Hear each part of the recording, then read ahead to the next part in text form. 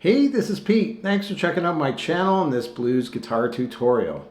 So I just played a short example of a Chuck Berry rhythm. It's very similar to his song Sweet Little Rock and Roller that he recorded in the early 1960s. He has a great rhythm guitar style, not to mention his lead playing and his fantastic songs. So we're going to get started with the tutorial, and remember that you can subscribe to my channel for more blues guitar lessons. This is a 12-bar blues in the key of G major, and it starts off with a real classic guitar intro, Chuck Berry style, right into the rhythm guitar part.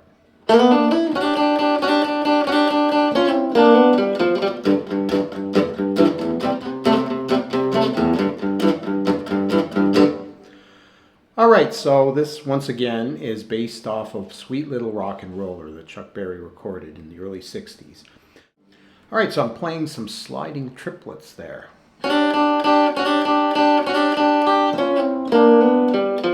And then there's a transition.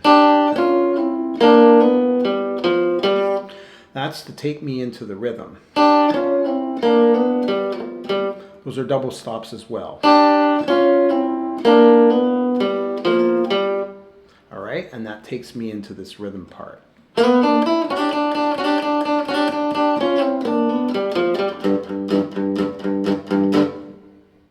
So after that introduction, we start in on the first 12-bar blues progression.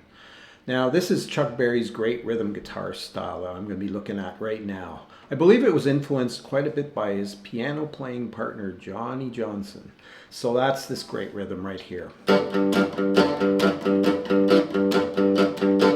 Sure sounds like it came from some boogie piano playing style. So Chuck Berry, in his own way of playing great guitar, adapted piano lines perhaps to guitar, which is fantastic. So normally when we're hearing some classic rock and roll, we're hearing this type of a rhythm. When I say normally, I mean guitar rhythm from the 50s and 60s. There's millions of songs with this rhythm. There's quite a big difference in this to this. Alright, so Chuck Berry had a way of putting in some syncopation and some accenting into the way he was playing these. I'm just using the lowest two notes of each chord. G, there's my C, and there's my D. So for this 12-bar section, I'm going to a quick change in the second bar. So this is another thing that's quite typical of Chuck Berry. You hear it throughout a lot of his great songs. You hear him going to the quick change sometimes, and then sometimes he's just hanging on the one for 4 bars all the way through. I think it was following his lyrics and the way he was singing.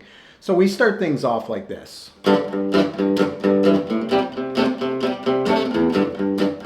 Finishing the 1, and here's the 4.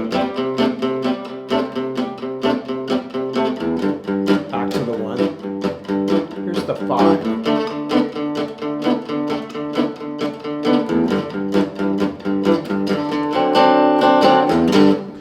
Alright, so I did the quick change, second bar of the 12-bar progression. Back to the 1 to finish off my first 4 bars. Then I do my standard 4, which is just 2 bars. Back to the 1 for 2 bars. And then I'm going to be doing my turnaround. Alright, the turnaround in my example, first 12 bars, I'm hanging on the 5 chord. Instead of going 5, 4, 1, back to the 5, I'm just hanging on the 5 chord and omitting the 4 chord. Chuck Berry did that a lot. You'll hear it all throughout his songs. Sometimes yes, sometimes no. So in this case,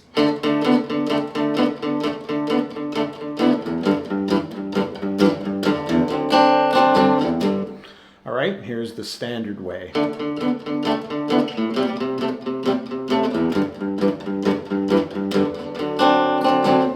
Alright, so check that out on his catalog of songs. You'll hear all these variations.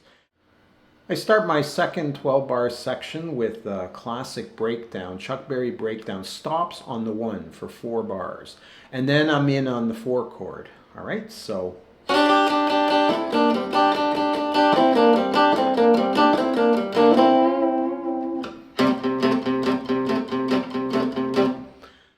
So there's many variations to this. Of course, it depended on the song. But in this example, I'm just doing it this way. I'm sliding into those double stops on the the B and the E string.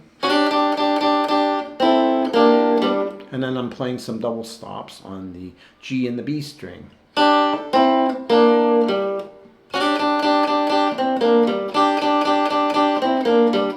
I'm starting things off by sliding in.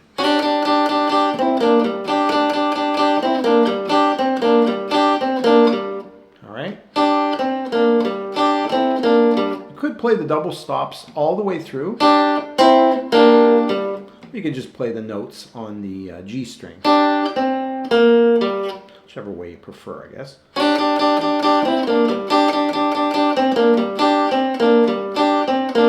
And then, I don't know if Chuck Berry did that, but it sure sounds pretty cool. So I'm just bending and vibratoing the G and the B string. And that's at the 5th fret. A little bit of a stop, and then I'm in on the 4. Going back to the 1. And then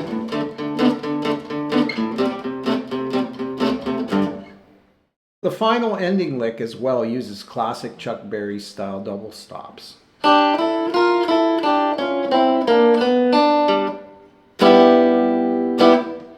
So on the E and the B string, and then followed by the G and the B string. And then I'm playing a G6 chord. All right?